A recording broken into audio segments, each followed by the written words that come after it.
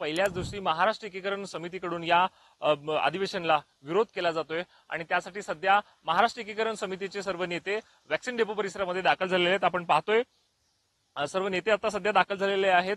त्यांनी सध्या जागा निश्चित करण्याचे जे काही प्रयत्न आहेत ते सध्या सुरू आहेत, पण त्यांच्यावर खरं तर या सर्व महामेळावर पोलिसांची करडी नजर आपल्याला पाहायला मिळते। आपण पाहतोय हे सध्या वॅक्सिन डेपो आहे आणि आपण पाहतोय पोलिसही सध्या दाखल झालेले आहेत।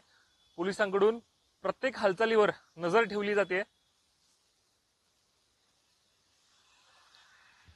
सध्या पोलिसांच्याकडून प्रत्येक हालचालीवर नजर ठेवली जाते। महाराष्ट्र एकीकरण समितीचे सर्व नेते वॅक्सिन डेपो परिसरात दाखल झालेले आहेत। त्यामध्ये मनोहर किनेकर आणि मरगाळे हे सुद्धा दाखल झाले आहेत आणि आज सकाळीच स्वतः महाराष्ट्र एकीकरण समितीचे नेते कोल्हापुरात जाऊन शरद पवारांची भेट घेतलेली आहे आणि एकंदरच या महामेळाव्याला परवानगी मिळणार का हे पाहणं महत्त्वाचं ठरणार आहे।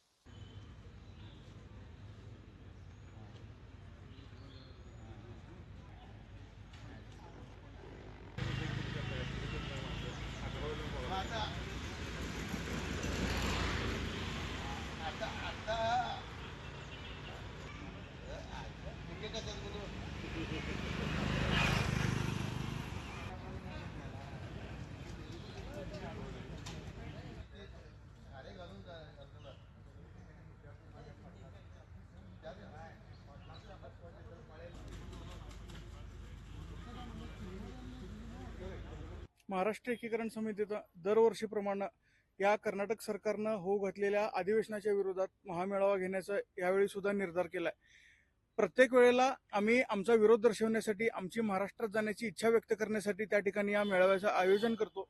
मराठी भाषिक हजारोंच्या संख्येने मेळाव्यात उपस्थित राहून आपली तीव्र इच्छा महाराष्ट्रात सामील होण्याची दाखवत राहतात। त्याचप्रमाणे यावर्षी सुद्धा आम्ही हा महामेळावा यशस्वी करू असा निर्धार प्रत्येक मराठी माणसाने केलेला आहे। आमचं आंदोलन हाणून पडण्याचा डाव हे कर्नाटक सरकार घालत असताना आम्ही त्यांना इशारा देतोय की तुम्ही कितीही आमच्यावर अन्याय, अत्याचार, दडपशाही केली तरी मराठी माणसांच्या भावनेत कुठलाही फरक पडणार नाही। आम्ही तुमच्या गुन्ह्यांना आणि तुरुंगवासाला घाबरत नाही। आम्ही याआधी सुद्धा ते भोगलेलं आहे आणि याच्यापुढे सुद्धा आमची भोगायची तयारी आहे। महाराष्ट्र एकीकरण समिती जोपर्यंत आम्ही महाराष्ट्रात जात नाही तोपर्यंत असंच सातत्यानं लढत राहील। तुम्ही कितीही आम्हाला दडपण्याचा प्रयत्न करा, तुम्ही जेवढे आम्हाला डिवचाल तेवढ्याच तीव्रतेनं, तेवढ्याच प्रखरतेनं आम्ही आमची इच्छा व्यक्त करत राहू।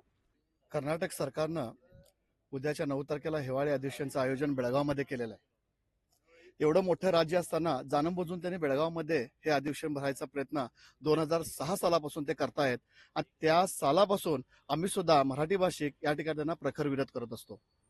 जेव्हा जेव्हा त्यांनी अधिवेशन करतील तेव्हा तेव्हा आम्ही त्यांना असा विरोधच राहील, कारण आपल्या मायभूमीमध्ये जाण्यासाठी आम्ही मराठी बांधव आजपर्यंत हे आंदोलन आम्ही छेडत आहे आणि ह्याच्या पुढे आम्ही छेडत राहणार। आता शुभमने सांगितल्याप्रमाणे किती आमच्यावरती गुन्हे जरी त्यांनी दाखल केले त्याची आम्हाला सवय झालेली आहे, आम्ही अटकेला तयार आहे। पण हा इथला मराठी बांधव जोपर्यंत आपल्या स्वतःच्या राज्यामध्ये जात नाही तोपर्यंत आम्ही हे आंदोलन करतच राहीन आणि ह्या कर्नाटक सरकारचा तसंच केंद्र सरकारचा सुद्धा आम्ही निषेध वारंवार करत राहू।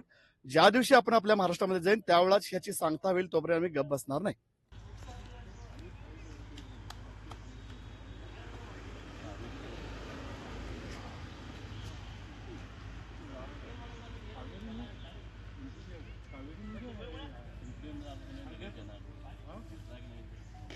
करायची